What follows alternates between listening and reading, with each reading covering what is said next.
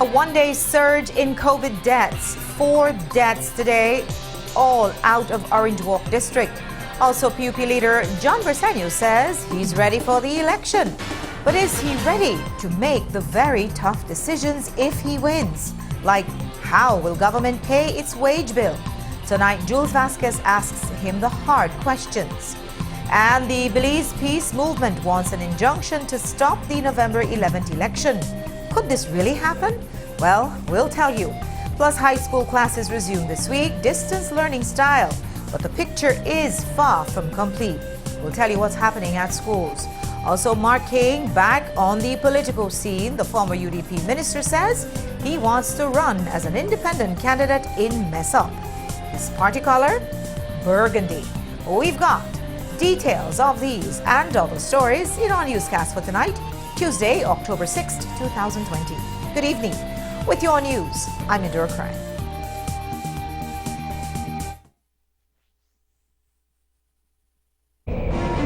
Believe. Almost 400,000 individual beings. Different faces, different cultures, different beliefs. But what keeps us together? It's the moments. It's the memories. It's our connection that we share. We at DigiBelieve, a fiber-based connection is priceless. You can enjoy an incredible fiber connection to your home, plus a free mobile postpaid plan, and a free home phone with free calls. With DigiNet, Belizeans enjoy the most advanced fiber connection to their home. Why choose DigiNet? DigiNet is the ultimate internet experience. So sign up today and step into the future with DigiNet.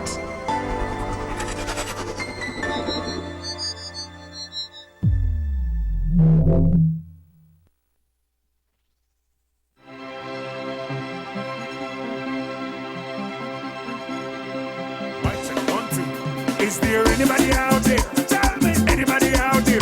Can anyone hear me now? Can anyone hear me now? It's time to move this country forward. We can put it in the hands of the cowards. Patrick Barber, daddy man, he's not afraid to stand up and fight for we nation. We need honesty, integrity, unity. So we're staying with the UDP for honesty, integrity, and unity. Both Patrick and the UDP, we're moving forward, cause our future matters. We're moving forward, with Patrick and the UDP.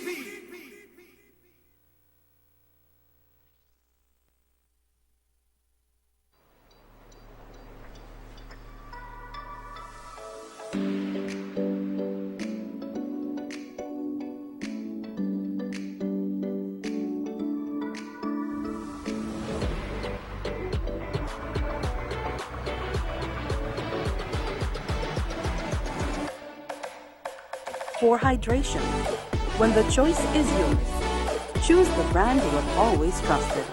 Crystal Water. Taste you can trust. You've worked hard your whole life building your future, your family, your business, your home. And when you aren't around to safeguard your most beloved assets, you are at ease because you know they are protected by RF&G Insurance. For over 50 years, RF&G has been making sure business owners get back to work after an accident, and families get back into their homes quickly after a natural disaster. At RF&G, it's you who matters most. Visit us today and learn why it pays to get it right. RF&G Insurance, a Rowe Group company.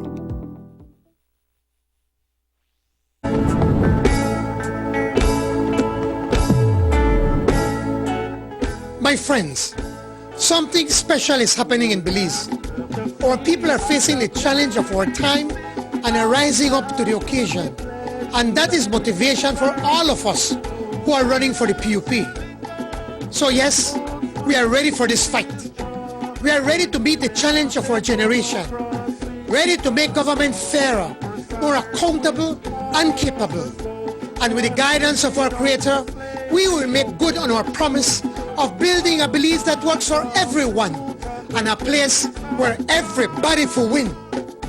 Todos ganamos. Long live the PUP. Que viva PUP. God bless you. And some people you're right, and then still choose to show you hate. Willoughby has repeatedly proven himself to be a very unreliable person. He would therefore be another UDP 5-year disaster for Port Loyola. This is why UDP Dean Samuel said Willoughby suddenly ended his campaign to be the UDP standard bearer for the Albert Division.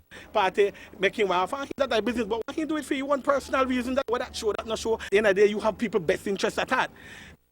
After accepting Farber's assistance with his political campaign in every possible way, Willoughby turned around and supported Saldivar for the UDP leadership. Mr. Farber and Mr. Saldivar, I recall, but Mr. Farber was a general on the ground in the city who I remember being instrumental and putting his head on the line to support you in that convention.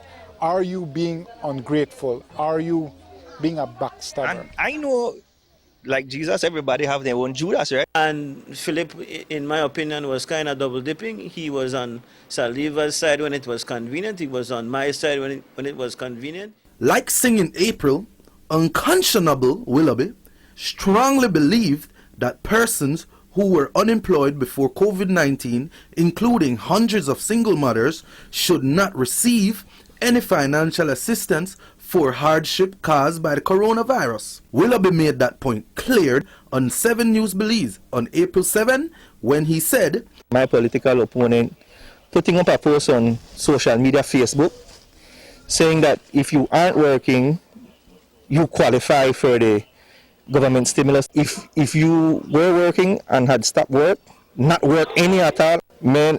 Finally, Willoughby supports the use of taxpayers' money to pay bills, but not to acquire land for the people. This is what he said on Love FM Morning Show on Monday, April 20. But now we can mislead people and think that we get elected government will have money to acquire house. That silly time won't happen. Reject very unreliable and unconscionable Willoughby in Port Loyola.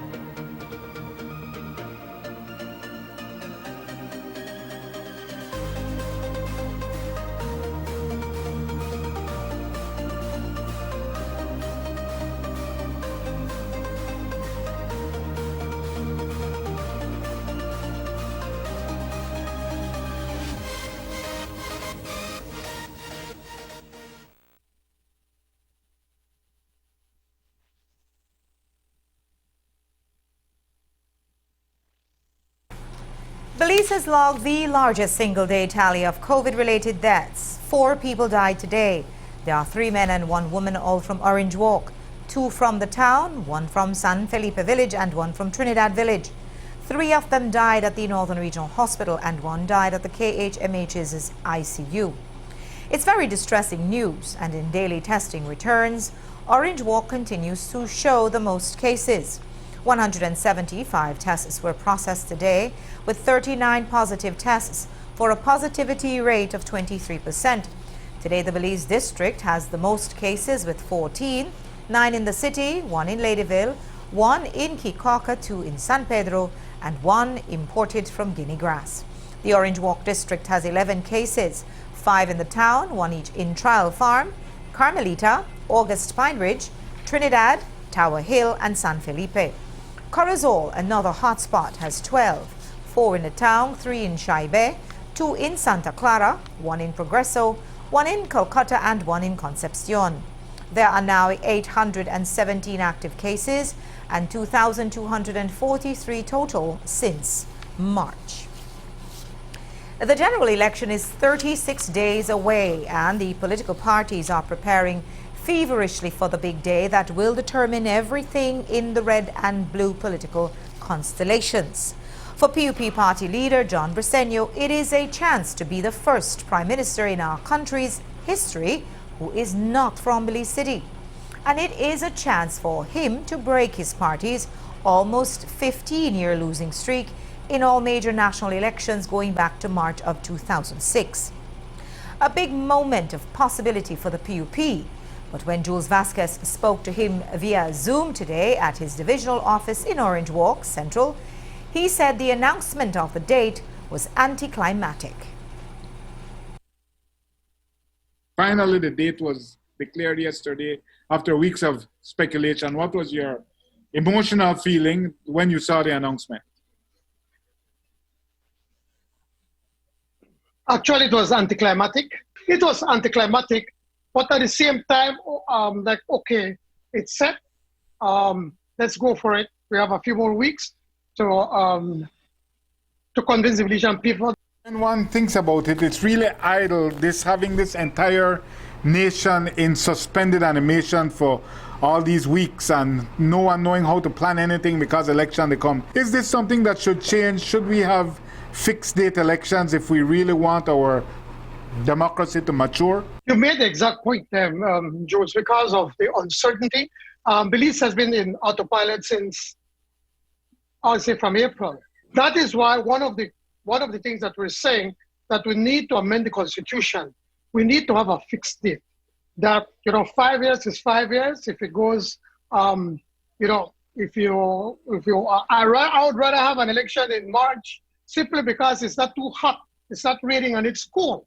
But that's a decision for the Parliament to decide. Everybody should know that it is going to be the first Wednesday of whichever month, or Sunday or Saturday, whichever day the Parliament sees fit.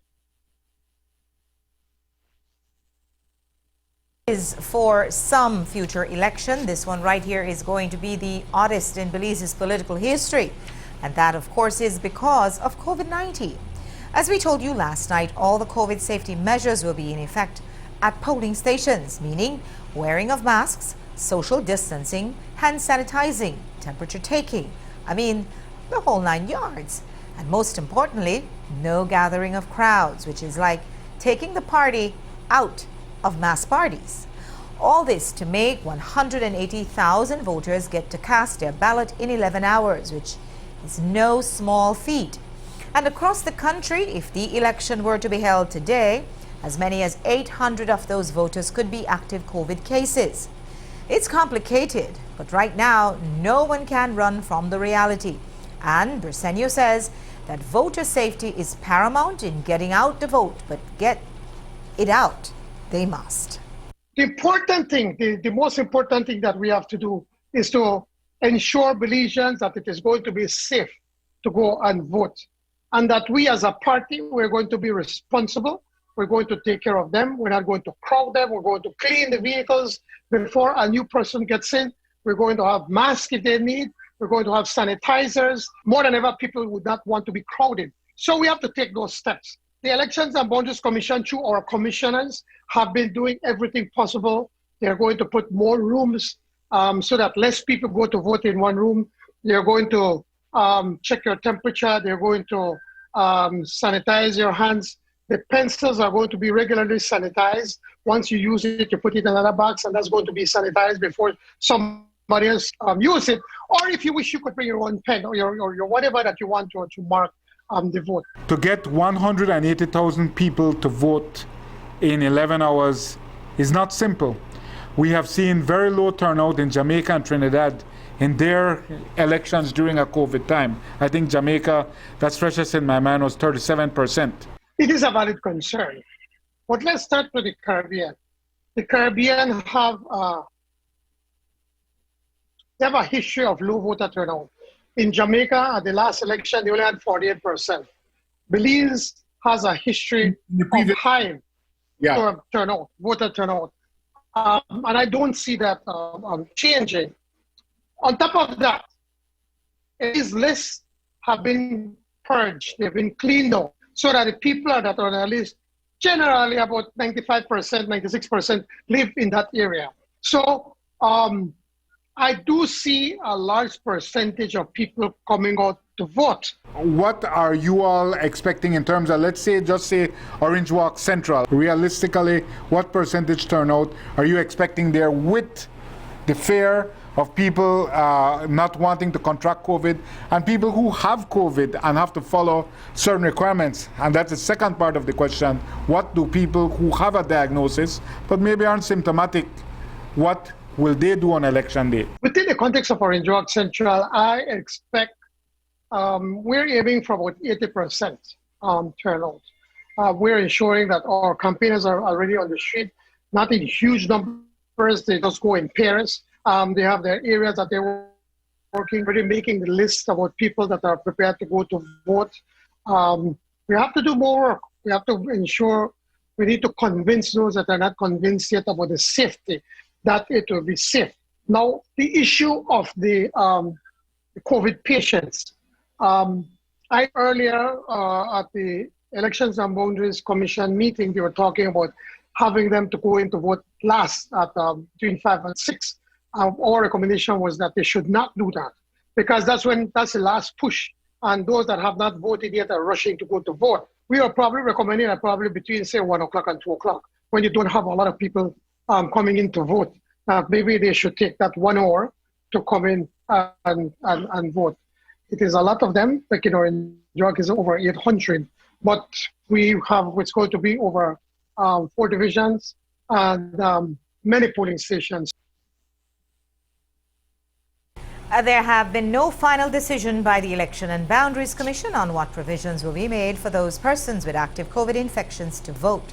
Right now, the number of active cases is 817, most of them voting age. And one prominent UDP politician is among them. Tony Herrera, the UDP candidate for Corozal Southeast, is at home with minor symptoms of COVID-19 after he tested positive. Of greater concern is his wife, who has been hospitalized. We asked Briceño if his positive test is a sobering moment for all politicians out on the campaign trail. The situation with Mr. Tony Herrera, the UDP candidate for Corozal Southeast, he's infected. I know his wife, regrettably, is also, I am told. And for you guys, this has to be quite a sobering reality check, you know, because even though you limit your campaign, you take your measures, there will be situations people want contact.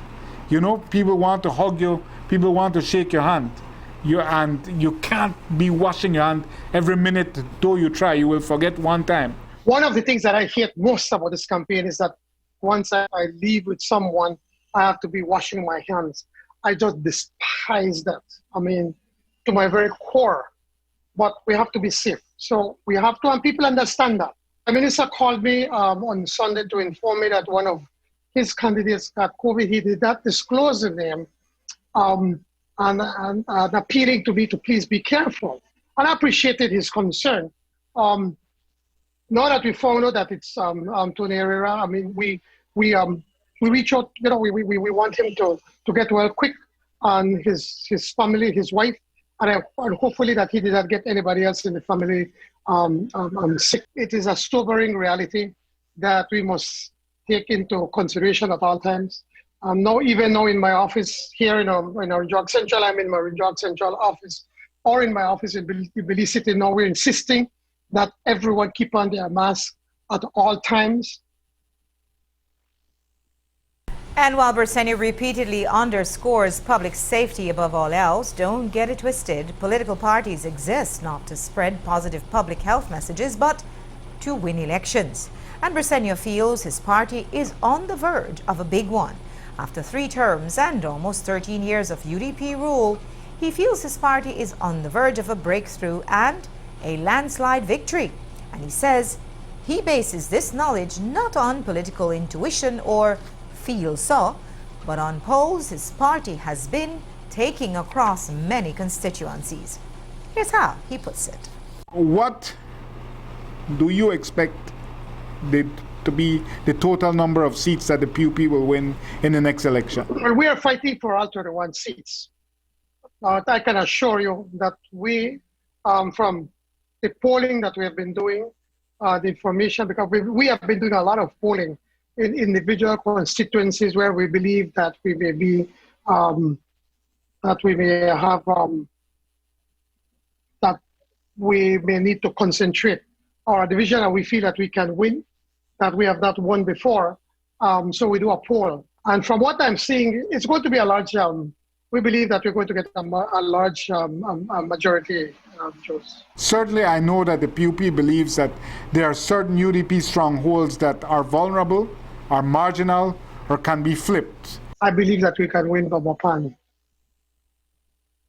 Okay. I believe that we can win Nangriga. I believe that we can win I believe that we can win all 4 in Orange Walk. I feel that we can win Kaya North, and some in Big Stock, Port Loyola. These are some, and I don't want to give everything, but these are areas where we believe we are feeling fairly confident that we're going to win. And indeed, if the PUP can flip those UDP strongholds, and that is a big if, it can form the next government. But if the PUP does cross that threshold and gain a majority in Parliament, for sure, taking over in 2020 after COVID has cratered the economy and government's revenue base is not going to be easy. In fact, it's going to be the most difficult job of governance in Belize's history. We asked Briceño about one tough decision he'll have to make, which is trimming government's bloated wage bill, which is over $500 million annually. What would be your message for public officers? They've already sacrificed their increments. It's clear the wage bill is unsustainable, even before COVID. What is in store for these public officers? And if you intend to keep all of them on, while certainly hiring some of your own good PUPs, how will you afford it? How will the government afford its existing and burgeoning wage bill, even as the economy contracts? That is certainly going to be a challenge for any government, and certainly it's going to be a challenge for us. And we are not the government of retrenchment. We are not the party of retrenchment. The retrenchment is a UDP word. But we do have to go in and take a hard look at all the hard-working public officers that have been in the system all these years. They are safe. They have nothing to worry. The hanger-ons, that the UDP has brought in, that I'm told that many of them just collect a salary and do nothing. Well, obviously we can't afford that. So, but then you accept that you will be sending some people home, those who you adjudge or who the government adjudges to be hangers-on or people who are only there to take a salary. Well, any government, I'm sure that the new UDP, if the UDP government were to get in by any chance, they would have to do some of that, and bring in whosoever. But the reality is the government cannot afford to pay its workers as is. Every week, the borrowing from the domestic sector increases. You notice it is unsustainable. Hard decisions will have to be made, and you are right around the corner from another expectation of the annual increment. Are you prepared to give a hard message? I will repeat, Jules, it's not going to be an easy job. It's going to be tough. And we understand that we need to find approximately $45 million a month to be able to pay salaries.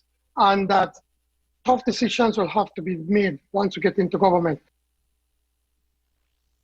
We'll have more of his interview on 7 News tomorrow, but you can also see exclusive content on our 7 News Facebook page, where he answers the question of whether a Briceño administration would consider switching alliances from Taiwan to mainland China. We'll take a break now. When we come back, high school classes begins hesitatingly with distance learning and the hard way for many schools. Don't go away.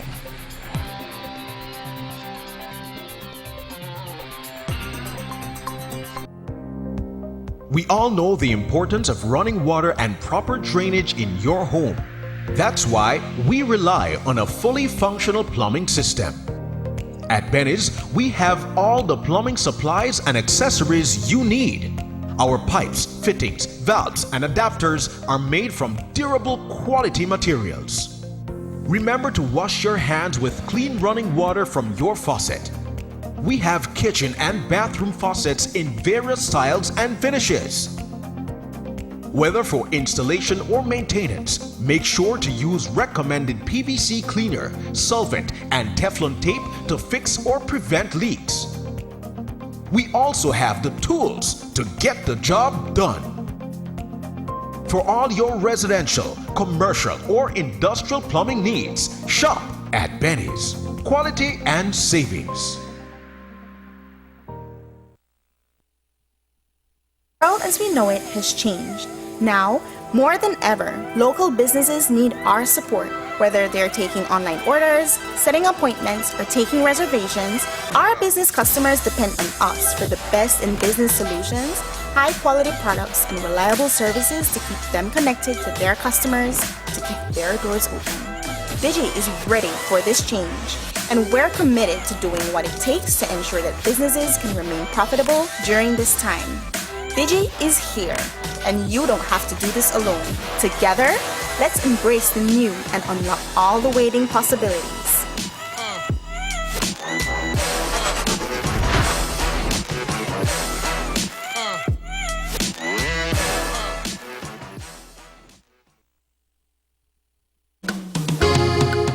The United Democratic Party is gearing up for a fourth consecutive victory and the opportunity to continue delivering for Belize. Tune in to our virtual rally on Thursday, October 8th at 7:30 p.m. to witness the official inauguration of the Honorable Patrick Faber as the new UDP leader. Farewell to the outgoing party leader, and for the unveiling of our 31 candidates for the 2020 general elections. The UDP's virtual rally airs live on Channel 7, Channel 5, Love FM, Wave Radio and TV, and on Facebook. See you there.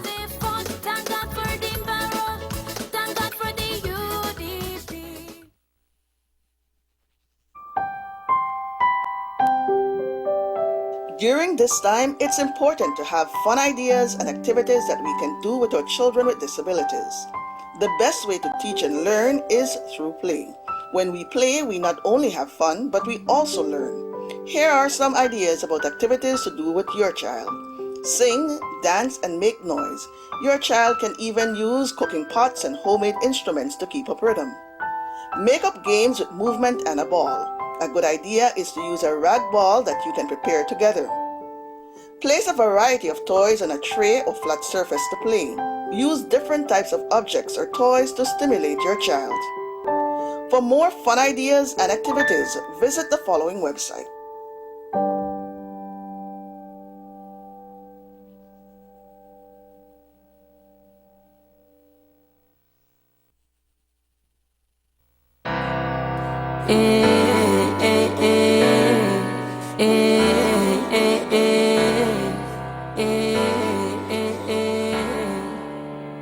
We're ready to get up and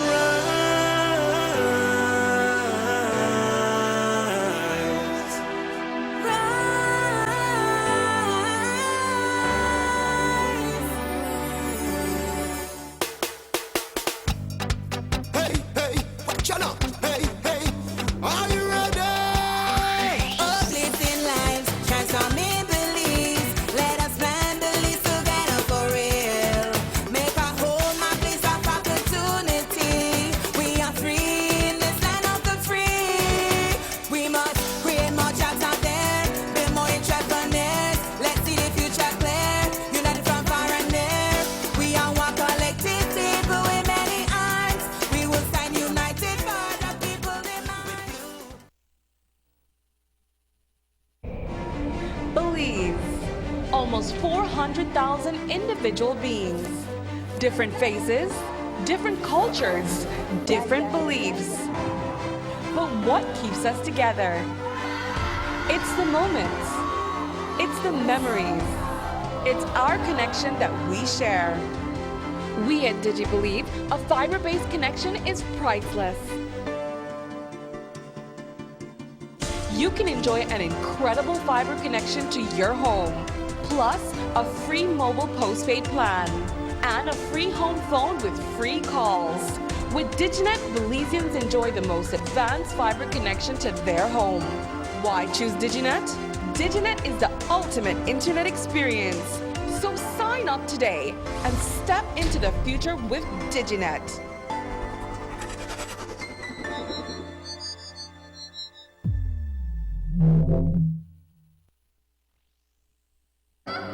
Enjoy fantastic savings all October long with NextGen service. Sign up for our student internet program and save 10% off internet for the entire year. NextGen gives you affordable internet plans so you can work and study conveniently and efficiently. Having difficulty staying connected with the other guys? This October, reconnect your NextGen cable or internet service for free. Offer ends October 31st. Visit the branch office near you today or contact us at 880-4200. NextGen, powered by Central TV and Internet.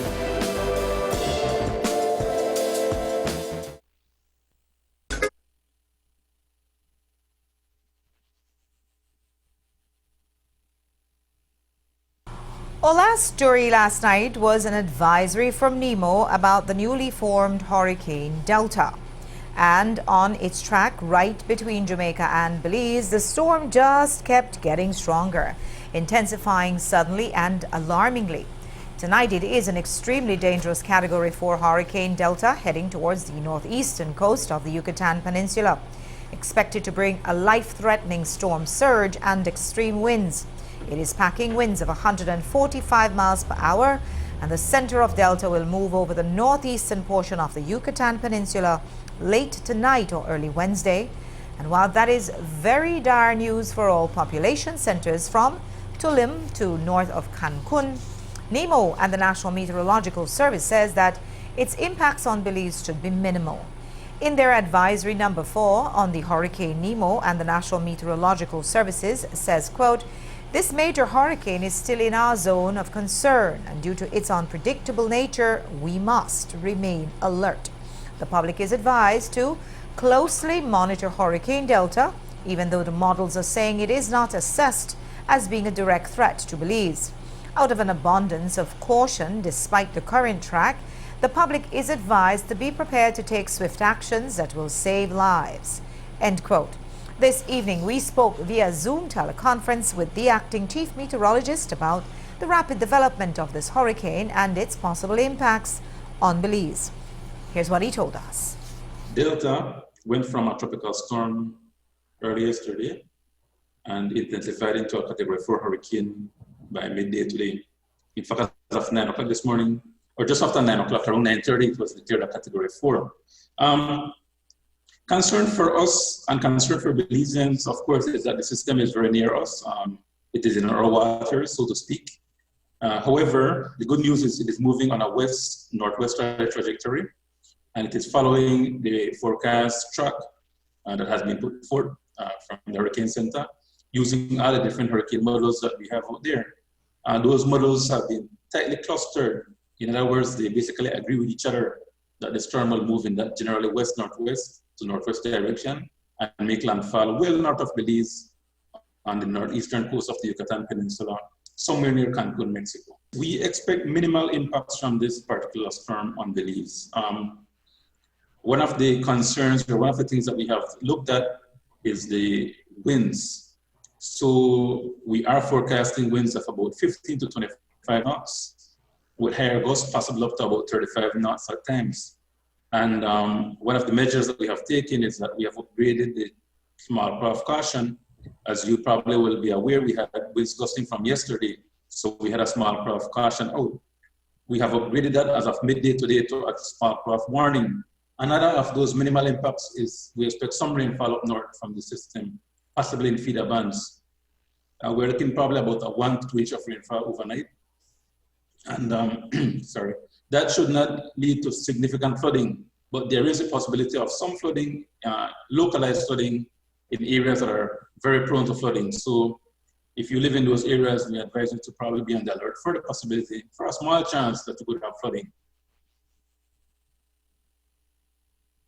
We asked the acting chief meteorologist about the possibility of the storm shifting its trajectory and becoming a bigger threat to Belize than is being forecasted at this time.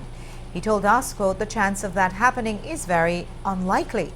It would mean that most of the models that we're looking at are missing something very important, something crucial in the steering currents.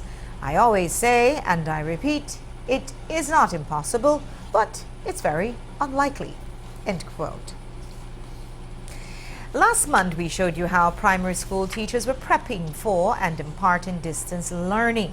It was a mixed bag, with some schools having mastered platforms like Google Classroom and others still depending on paper-based learning. And while primary schools have been working out the kinks for the better part of a month, most high schools only got started on Monday. And while they're off to a later start, it's assumed that high schoolers who seem to spend the better part of their lives on digital platforms would be better prepared for this type of learning. But is that the case? Well, we put that question to 2 high school principals this morning, and here's what we found out. High school was back in session yesterday, but not in any real sense. That's because in a world plagued by COVID-19, distance learning dominates. And this morning, we headed to 2 very different high schools, one north side and one south side, to find out how they've handled the challenges of imparting lessons to kids who aren't physically there. One of the major challenges is the fact that most of our children don't have devices. We have a lot of single parents who work very hard, and there is one phone in the home, and they have to use that device to take to work with them. We did a survey, and it showed that majority of our children don't have a device. So we had to resort to using hard copy, creating worksheet packages. We cover pages giving the information and dates that parents or guardians would need to know. So the approach that we're using is the worksheet packages, because most of our children don't have devices yet. We know that our Ministry of Education is working on that presently. However, we were informed as principals that those devices are on high demand across the world. So the devices that Belize will be receiving will be coming in packages and in batches and phases. And because we are not quite yet there, schools have to, be flexible and adapt to other strategies. So the most feasible strategy for us that will be accommodating for our parents would be the cover sheets and the worksheets. And here at school, we just need to practice the social distancing, the physical distancing, and the COVID precautions necessary when handling those packages. Over at SJC, Headmaster Fidel Paul says that his teachers, who started school on September 22nd, have distance learning down pat. We are still doing several activities. We're coming up with innovative strategies to continue with that school culture, that student pride that St. John's is known for. I can relate to you an event, the freshman drive-through that we had like 2 weeks ago. And next week we're going to have another one, which is the pinning ceremony, where we award the honor roll students. It's still a drive-through format because we want to keep the students engaged, but facing the current situation, we have to find innovative ways to do it. And just like Sadie Vernon, SJC had to poll its student populace to find out how feasible online learning actually was. At the beginning of the school year, we did a survey with students and parents to determine the situation of the school. Based on that survey, we decided that it was okay for the school to start distance learning. The way we are doing it is we are going fully online, and then a couple of students are getting packages because they either don't have access to a device or to internet connection, so they are getting packages from our school. And with that disparity, even though it's not widespread, how are you ensuring that each student is staying on the level that they're supposed to be on? As a school, we created academic guidance plan. Each teacher was responsible to do his or her own academic guidance plan for the semester. That was given to the student and the parents to know the requirements of each subject. They knew what were the topics to be covered, they knew the activities, the strategies that will be used, and even the assessments along with due dates for the entire first semester. So whether they're struggling with paper-based packages or thriving with tablets, this can't be the generation that gets academically left behind. And that's what's motivating teachers to improvise, because their task is to ensure that, learning tools aside, lessons are learned not just by a few, but by the many. Charisse Halsall, 7 News. As we've told you, face-to-face learning may still be a long ways away, with optimistic reports saying that it could start in the second semester of the school year, and more pessimistic reports suggesting that it's off the table until August of 2021. The National Assembly was dissolved today, and the Governor-General has issued a writ of election for the holding of a general election on Wednesday, 11 November 2020. The writ declares that polls will open at 7 a.m. and close at 6 p.m., while nominations for candidates will be received on Wednesday, the 21st October, at the various nomination centers. So, with that, nomination day, only persons who registered on or before the 11th of September 2020 will be eligible to vote in the general election. And so while the mass parties are getting ready to flex for the political season, the Belize Peace Movement is looking to flex in the courts. It is seeking a Supreme Court injunction to stop the election from taking place. As you know, since December of last year, they've been pursuing a lawsuit in the Supreme Court to trigger a redistricting exercise before these upcoming elections.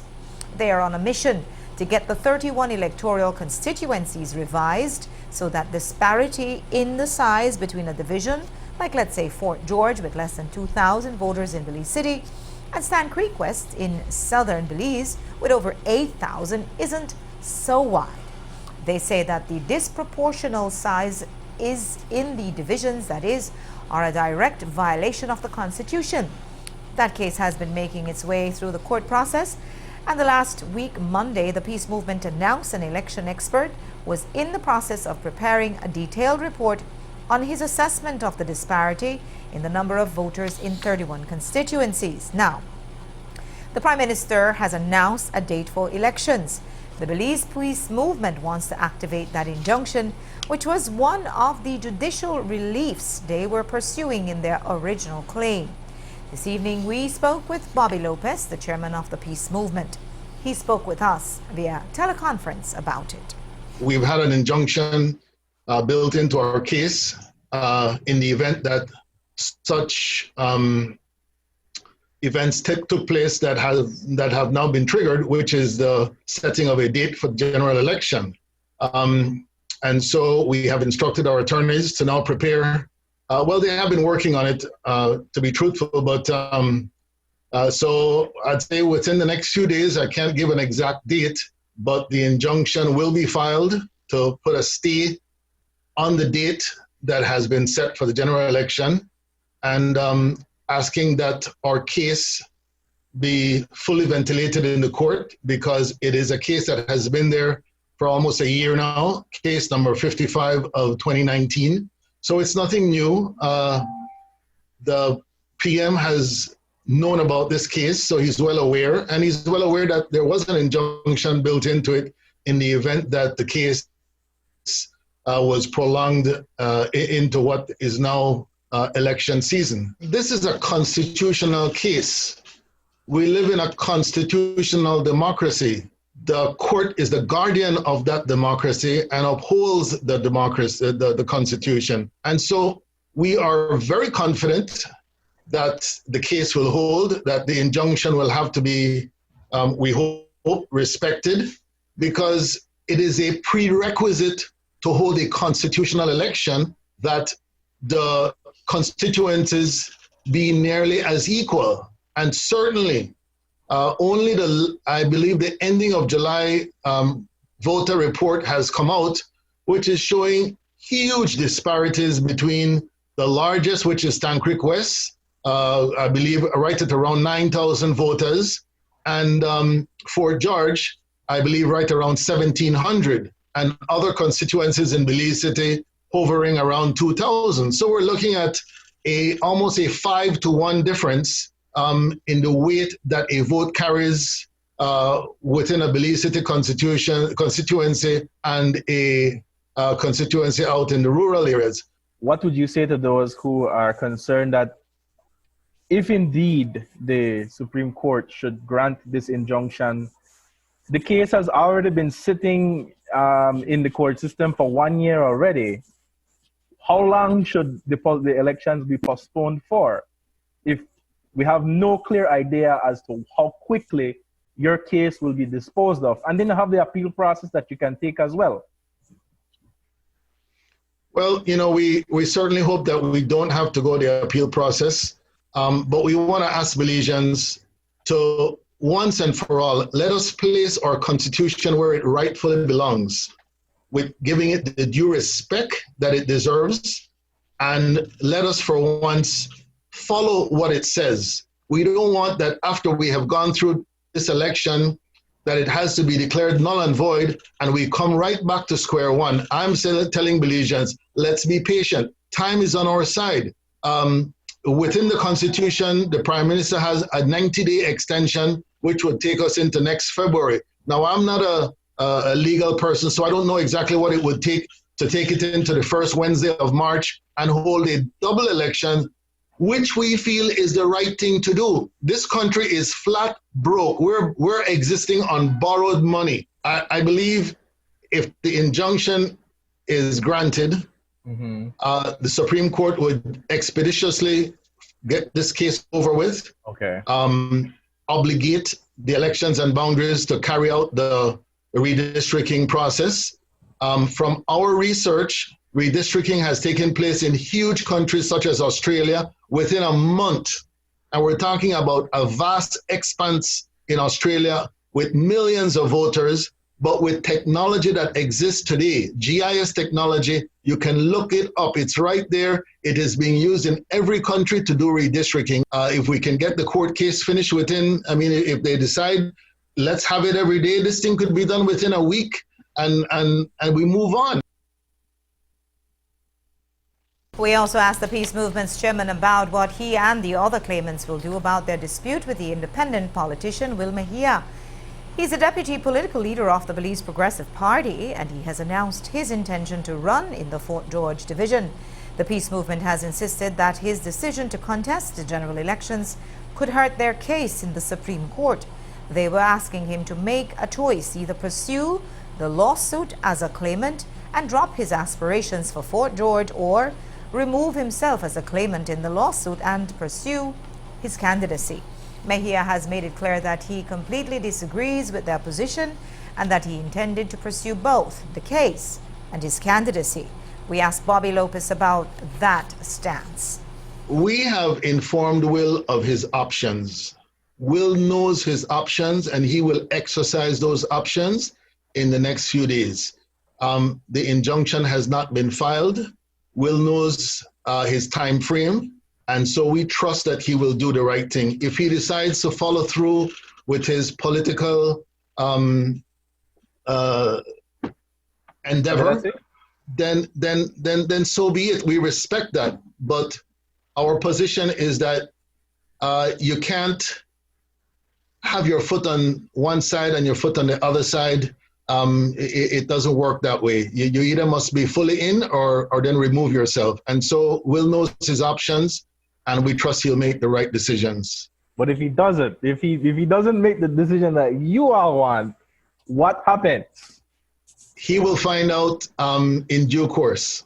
Okay, sir, I'll leave it at that. And you will find out also in due course. There are options that we will then have to take. I will not go into that if you don't mind. We keep following the lawsuit and the Will Mejia intrigue. This afternoon, when we caught up with Will Mejia, he showed no signs of abandoning his candidacy in the Fort George division. In fact, he and his political colleagues who will be representing the Belize Progressive Party in the elections called a press conference. They wanted to introduce themselves publicly to the Belizean voters. Here's an excerpt of the sales pitch that the BPP's standard bearers made this evening at the Belize Institute of Management in Belize City. When I talk to the people, people say, oh, you know, the Fort George people, they just want. No, the Fort George people just don't want. The Fort George people want a good life like every other Belizean who have a good life. You know that the thing that I am struck by most is that people come to me and I say, they're not asking for money to buy rum or anything like that. They're saying, can you help me with tuition for my kids? And I'm thinking, here you are. Fort George was governed by the PUP for 39 years. And I said, have you ever heard of Musa or a Barrow Picnic? They ask you tuition to go to school? It's not fair, Belize. It's not fair. It's time to give the BPP a run.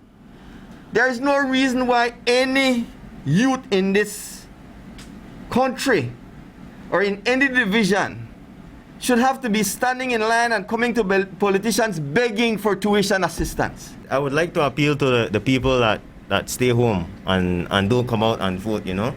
You should be the main focus this election because your voices need to be heard. We don't want the election to go the same way where we're fighting red, fighting blue, because they will make sure they bring their people out. But you at home, you need to come out and vote, you know.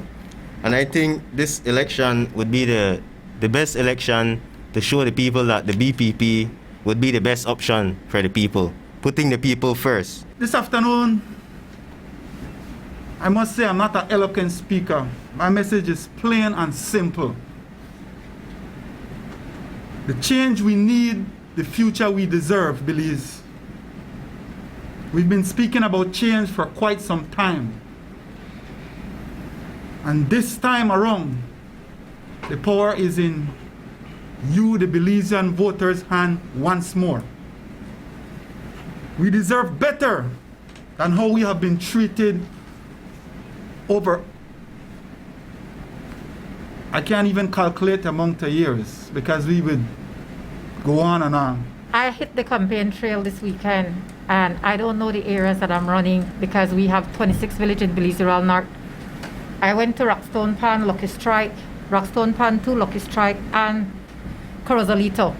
It shocked me to know that there are people in those areas that are living without electricity and water. My question is to the Belize public, how long have we been doing this? Isn't it 60 years? There are actually areas in Belize Rural North without electricity and water. Yet at this time, you are telling my students that they need to go online and do online studies. So how are they going to do that? It shocked me to know that people reach out to me through Facebook because of my live videos and told me come and visit. And when I got there are people through the road of Rockstone Pan that has been locked in for the last 6 months and have not seen an era rep. As far as I know of them, I'm the first candidate that went to Rockstone Pan Sunday with groceries and seed. Now, like I keep saying, Belize, you have the power to change this nation. You have the power to use your little voter finger and let it be very, very powerful. Young youths, old people, oldest people, think wisely this year. Give us 5 years in this party, the new party, Belize Progressive Party. But I ask you now, I beg you all of my heart, I think you know my dad was Antonio Matos, was a big politician man, but way the back. Everybody know my pa, Tony Matos, was a famous man. The Belize Progressive Party had one other reason for coming to the public this afternoon. They announced a vehicle raffle that they are organizing to raise funds for their election machinery on November 11. Now, we don't usually hear about political parties doing raffles, but this party says it's a clean means of campaign financing. And the vehicle was donated by their financier, Yanni Rosado. Don't worry, it's not one of his Port of Belize fire sale buses or his roadkill D-Max. Here's what the leader of the BPP had to say about why they're hoping you'll support them in this initiative. Thanks to the benevolence of Brother Yanni Rosado. As I said, they're not like they have that liquid but he has assets, so he gave us one of his assets, a nice 2013 Kia Soul, and he said, Brother Rogers, let's raffle this car so we could raise clean campaign financing. So that's what we were doing this press conference all about today, was to highlight that raffle. But with the advent of our election being called, naturally we had to get our candidates together and say, hey, come introduce yourself to your division. But to the point, Belize, we have agents in, we have the numbers here all over the country, except for, I think, Stancrick, no? Brother Will, did Sister Pearline get her tickets in Dangrigatong? So Dangrigatong, we should have an agent there. That would make us covering countrywide with Sister Edna in Corozal. Karen is servicing Orange Walk District as well. But we need to get there and tickets sell and sell quickly. The raffle is going to be held October 24th. Poor man, you have one chance to win one nice car, 2013, for $5. Nowhere you hear vehicles, the raffle for $5.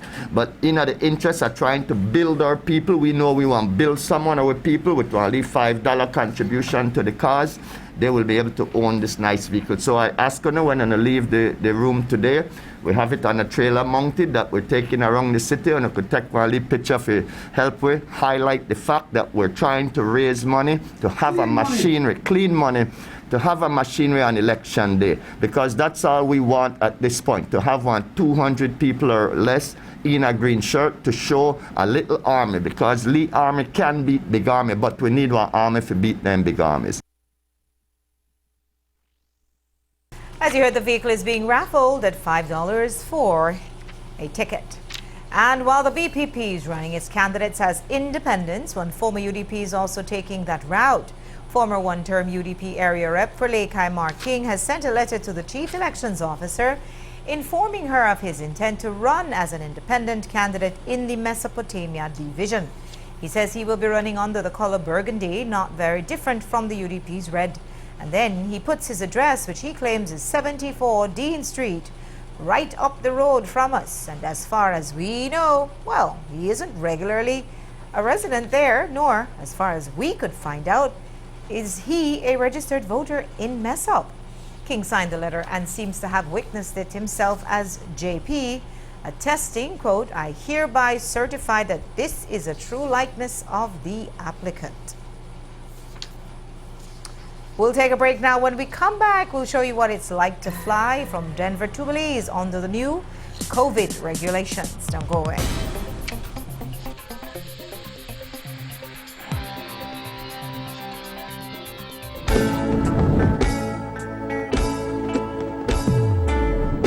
Esta vez, si ganamos como partido, tendré el honor de servirles con todo corazón a otro nivel, juntos a todos los beliceños. Pero mi compromiso con ustedes seguirá fuerte y firme como siempre. Estamos agradecidos de poder ser arquitectos de presente y constructores de un futuro que esté a la altura de las nuevas circunstancias. Nuestro equipo tiene la sabiduría, habilidad, experiencia y aún más importante, la buena fe para hacer de nuestra nación un pueblo progresivo, justo e inclusivo. Juntos en familia, proveyendo los valores y dándole la importancia a la unidad familiar en nuestras comunidades. Vamos a vencer todos los retos que se nos enfrentan. Juntos vamos a decidir nuestra propia trayectoria y a poner a nuestro pueblo y a la nación en alto. Con este equipo. The world as we know it has changed. Now, more than ever, local businesses need our support. Whether they're taking online orders, setting appointments, or taking reservations, our business customers depend on us for the best in business solutions, high-quality products, and reliable services to keep them connected to their customers, to keep their doors open. Digi is ready for this change, and we're committed to doing what it takes to ensure that businesses can remain profitable during this time. Digi is here, and you don't have to do this alone. Together, let's embrace the new and unlock all the waiting possibilities.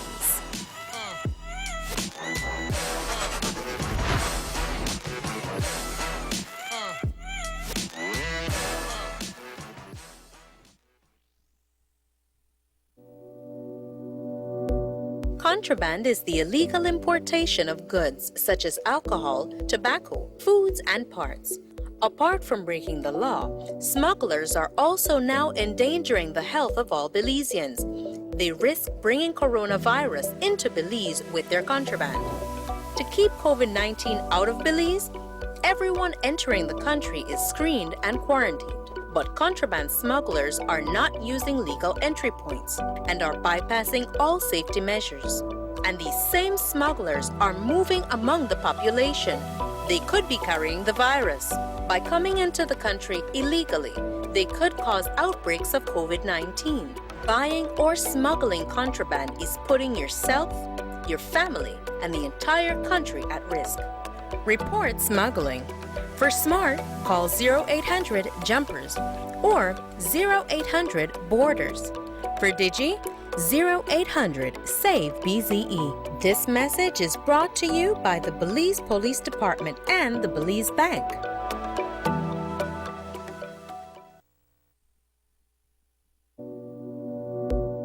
El contrabando es importar ilegalmente productos como el alcohol, tabaco, comida y objetos. Aparte de romper la ley, los contrabandistas están poniendo ahora en riesgo la salud de los beliceños. Ellos arriesgan traer coronavirus a Belice por medio de sus contrabandos. Para mantener el COVID-19 fuera de Belice, todos los que entren al país son examinados y encuarentenados. Sin embargo, los contrabandistas no utilizan los puntos de entrada legal y se saltan todas las medidas de seguridad. Estos mismos traficantes se están moviendo entre la población. Ellos podrían tener el virus. Al entrar ilícitamente al país, esto puede provocar un brote de COVID-19. Comprar o traficar contrabando te pone a ti, a tu familia y a todo tu país en riesgo. Para números de SMART, llama al 0800-586-7377, 0800-267-3377 y para Digi 0800-728-3293 para reportar cualquier actividad de contrabando. Este mensaje es presentado por el Departamento de Policía de Belice y el Banco de Belice.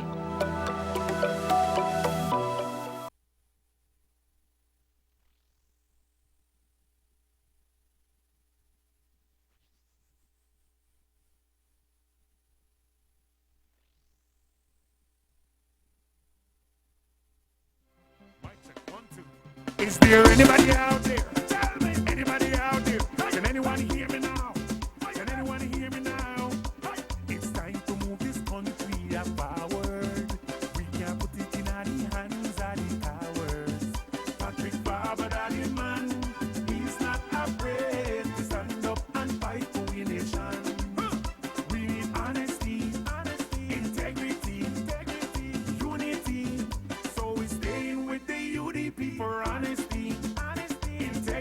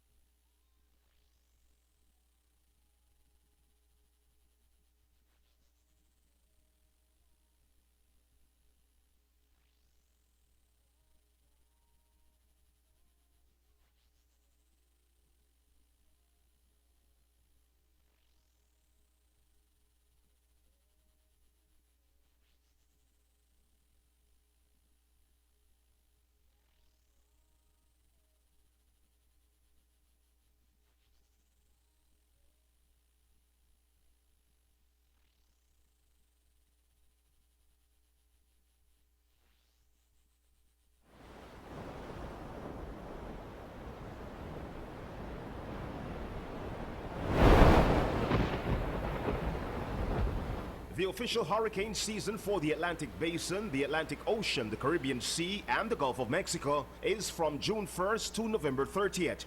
If you are ordered not to evacuate, there are things you can do to get through the storm in the safest possible manner. Monitor the radio or TV for weather conditions. Stay indoors until the authorities declare the storm over. Even if the weather appears to have calmed, do not go outside. The calm eye of the storm can pass quickly, leaving you outside when strong winds resume.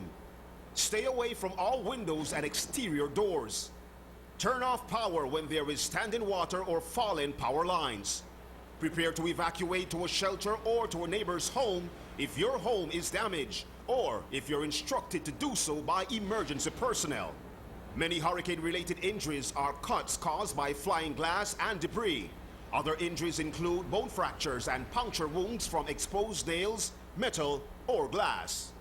Adzalot Audio and Video Production Company wants you and your family to be safe this hurricane season.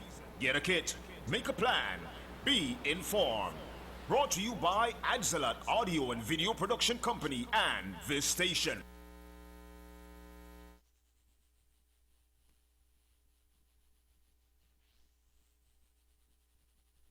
This afternoon, the Caribbean Court of Justice handed down a judgment in the appeal of a murder conviction of Belizean Herman Manzanero. He was convicted of the 2011 murder of 45-year-old Dominicano Quick Chan, a taxi driver in Bullet Tree Falls in the Kaya district. The victim's murder made headline news because of the story his convicted killer, Hernan Manzanero, told police. He claimed that on November 28, 2011, he and his common-law wife, who was 17 years old at the time, boarded Quick Chan's vehicle along with their baby, who was only 20 days old at the time. He hired the taxi man to take them to a village in the Kaya district. Manzanero told the cops that while they were on the Pine Ridge Road in the Kaya district, when they were, supposedly, robbed by two black men. They supposedly boarded the vehicle and ordered the taxi man to take them to a feeder road in San Antonio Village in the Kaya district, where he was stabbed and his throat was slashed. It turns out that this entire story was one big lie that Manzanero told police to try and cover his tracks. The cops later found out that Manzanero believed that Quick Chan was sexually involved with his common-law wife. While they were in his vehicle, Manzanero, who was sitting in the back, pulled out a bread knife and raked it across Quick Chan's throat. Manzanero's wife and newborn baby, who was sitting in the front passenger seat, were forced to witness the violent incident playing out. After his throat was slashed, Quick Chan got out of the vehicle and attempted to escape from Manzanero. They struggled, and that's when Quick Chan got control of the knife and sliced Manzanero to the left side of his face. He allegedly attempted to try and de-escalate the violence, but Manzanero aggressed him and stabbed him to death. Manzanero was later convicted in a trial without a jury. He appealed that verdict and failed at the Court of Appeal. His attorney made a second attempt at the Caribbean Court of Justice, and this afternoon the judges handed down their decision via teleconference.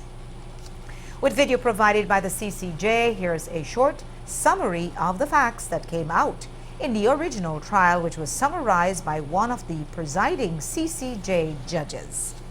The appellant, Herman Manzanero, was convicted of murder in the Supreme Court of Belize, mainly on evidence given by his common-law wife, Daisy Alvarado. On 28 November 2011, Manzanero and Daisy, along with their 25-day-old baby, boarded the taxi of the deceased, Dominicano Kikshan, at Bullet Tree Village. An incident occurred which resulted in the death of the deceased and injuries to Manzanero. Manzanero was subsequently charged with murder. On the 7th of March 2017, he stood trial before Madam Justice Moore, sitting without a jury.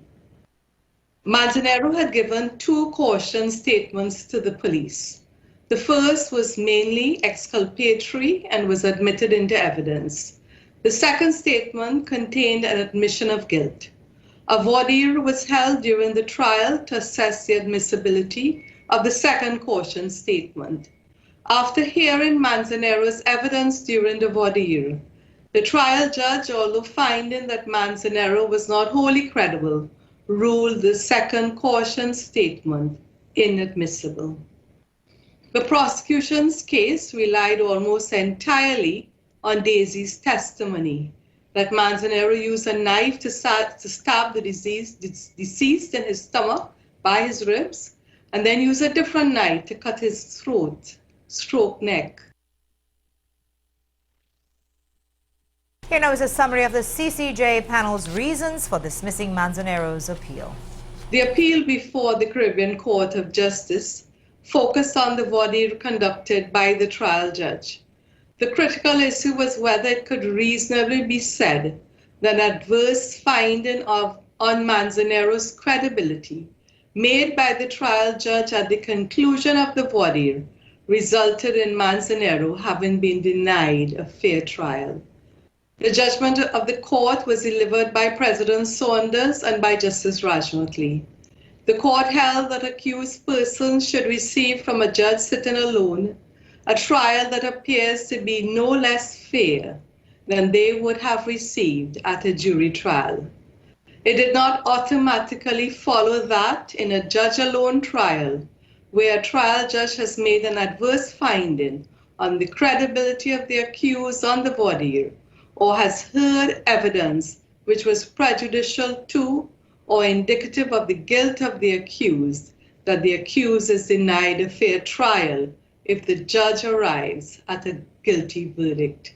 An appellate court must, however, be satisfied that the trial judge, in determining the guilt of the accused, did not carry over to her deliberations on the main trial any adverse findings on the credibility of the accused, or was not improperly influenced in arriving at a guilty verdict by evidence which was prejudicial to or indicative of the guilt of the accused and not ultimately admitted into evidence. In this case, having ruled on the voir dire and proceeded on the main trial, the trial judge analyzed very carefully and thoroughly the evidence of the prosecution. She did not arrive at her fact-finding conclusions only on the basis of the credibility of the sole witness for the prosecution, that is Daisy. She properly explained why she accepted Daisy's evidence. The trial judge also accurately and faithfully considered the defense, and in particular, the unsworn statement of the accused. She scrutinized the several matters raised in that statement, explaining why she did not accept it. She continued to bear in mind that Manzanero had nothing to prove. She found that the prosecution evidence had made her feel sure and left her without any reasonable doubt that Manzanero intentionally and without lawful justification caused the fatal harm to the deceased. In the circumstances, the trial judge's analysis of the evidence could not be impeached. The appeal was dismissed, and the decision of the Court of Appeal to affirm Manzanero's conviction was upheld. As you heard, the CCJ has dismissed Manzanero's appeal, reaffirmed his conviction. It's been 25 years of the long-standing friendship between Belize and Cuba. And this morning, as a testimony to that long-standing friendship, Minister of Health Pablo Marin and H.E. Lisette Perez signed the 2020-2021 Cooperative Health Agreement. We caught up with the minister after the ceremony, and he shared his views on the fraternal relations between the two countries. The relationship has been here for so many years. Cubans have been helping us from 30 years ago. But today marks 25 years of that MOU that we have signed with them. This just shows that brotherhood that we have with Cuba, the amount of help that they have given us from 30 years ago, I can say. The time that whenever Belize needs, like right now with the COVID situation, I just needed to ask the ambassador, and we already knew that they were going to say yes. We had a group from the Henry Reeve coming here for only 3 months. It's now extended to 6 months now. So that shows the commitment from Cuba for the people of Belize. And that is what our Belizeans have to be very grateful for, our relationship, that what we have with them. And I want to give thanks to the Cubans and to the government in behalf of the people of Belize, because without them, a lot of things won't be possible.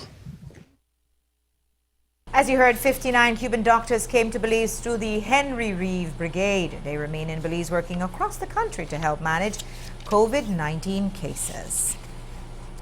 Statutory Instrument Number 136 of 2020, which outlines the latest quarantine regulations, became law last week Thursday, but was not circulated until today. Very notably, unlike its predecessor, it makes no provision for the Director of Health Services to turn over the names of COVID-infected persons to the Ministry of National Security.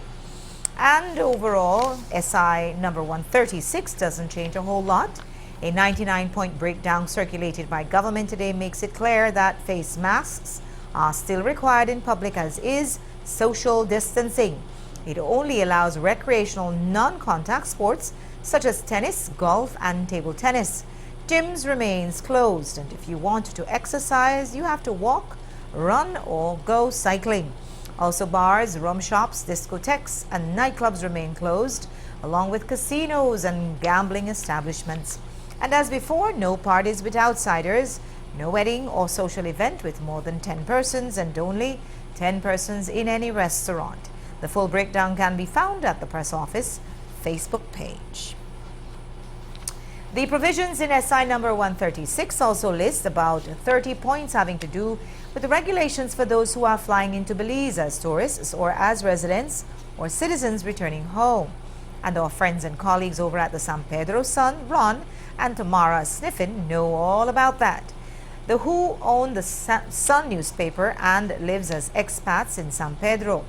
They returned from the U.S. last week after being stuck there for 6 months while the airport was closed. Ron Sniffen, who is a trained cameraman and journalist, documented his journey from Denver to the Philip Golson International Airport. It gives a unique and first-hand experience from boarding to flying to taking the COVID-19 rapid test in Belize. Here's his story. So if you're traveling to Belize, be prepared to have maybe a hiccup when you're checking in at your first destination. We flew out of Denver and it took over an hour for the agents to get us permission to fly on down through Houston onto Belize. The issue was Belize International Airport was changing their requirements one day after another. So they were looking at old information, even to the point where at one point they said we still needed to have a COVID test before getting on the plane.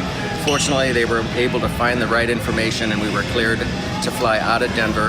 Now we're in Houston. We're waiting to get on the flight to Belize. The biggest hiccup here was security. Those people that have TSA pre, you could go right through, but those that don't have TSA pre and have to go through the normal security, be prepared to take some time and potentially having a pretty good frisk. So we anxiously wait to board, having been stuck out of the country for over 6 months. United Airlines has opted to change their boarding process. Instead of boarding by group, they first board the first-class passengers, then everyone else by row, starting with the back of the plane. The United Airlines flight from Houston was more crowded than we expected. I think there were about 10 empty seats.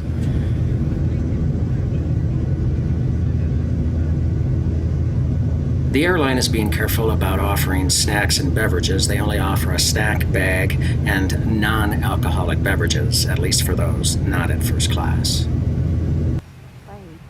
All passengers had to wear their masks the entire flight, except for when taking a drink or a bite of their snack.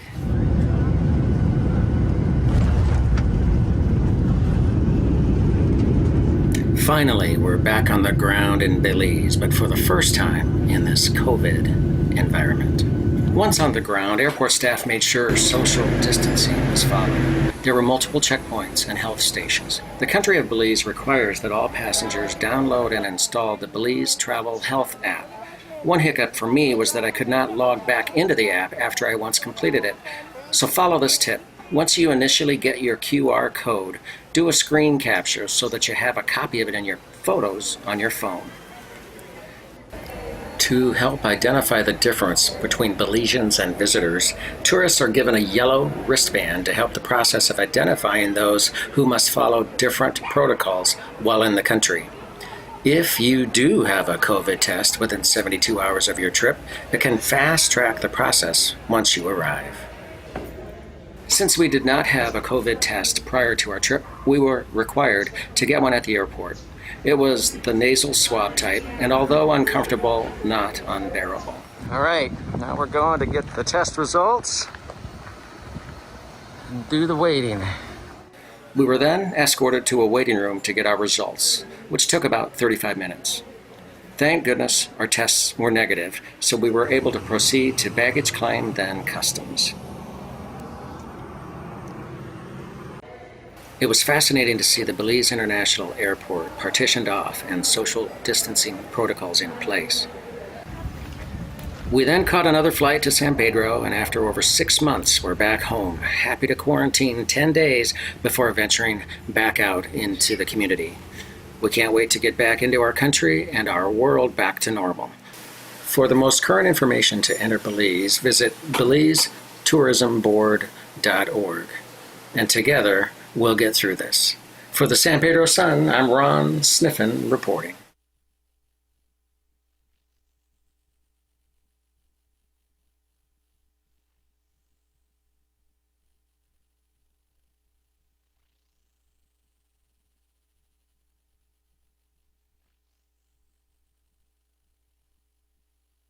The Sniffens are Belizean citizens who have lived on San Pedro for almost 2 decades. And amidst all the COVID concerns, it's that time of the year again, the flu season. And while that may seem slight, in light of the ongoing global pandemic, the flu is an annual killer and for many still a reason to worry. And that's why the Ministry of Health is announcing that the seasonal flu vaccine for 2020 to 2021 is now available for specific at-risk groups. Children 6 to 23 months, adults 65 years and older, healthcare workers and persons with heart or lung disease, including asthma and chronic conditions such as diabetes, kidney conditions, and HIV. And while this vaccine will not prevent COVID-19, at-risk groups are especially encouraged to get it both as a security against having to make a trip to the hospital and because of new varying symptoms and long-term physical effects are being seen in persons infected with COVID-19. Anyone who was vaccinated last year is advised to get vaccinated again this year. And in other news, diesel fuel will see a 7-cent decrease. It's effective at midnight when the pump price will drop from $8.40 to $8.33 per gallon. The prices for premium gasoline, regular gasoline, and kerosene will remain unchanged at $9.36, $8.61, and $5.43 per gallon, respectively. That's all we have for you for a newscast tonight. Thanks for watching. With your news, I'm Indira Craig. Remember that you can see a streaming video of this newscast at 7newsbelize.com, brought to you by Digi for the best postpaid plans in the country. Now remember to wash your hands, to wear a mask at all times in public, and to keep your social distance. Join me back here tomorrow at 6, and until then, have a great night, and I'll see you tomorrow.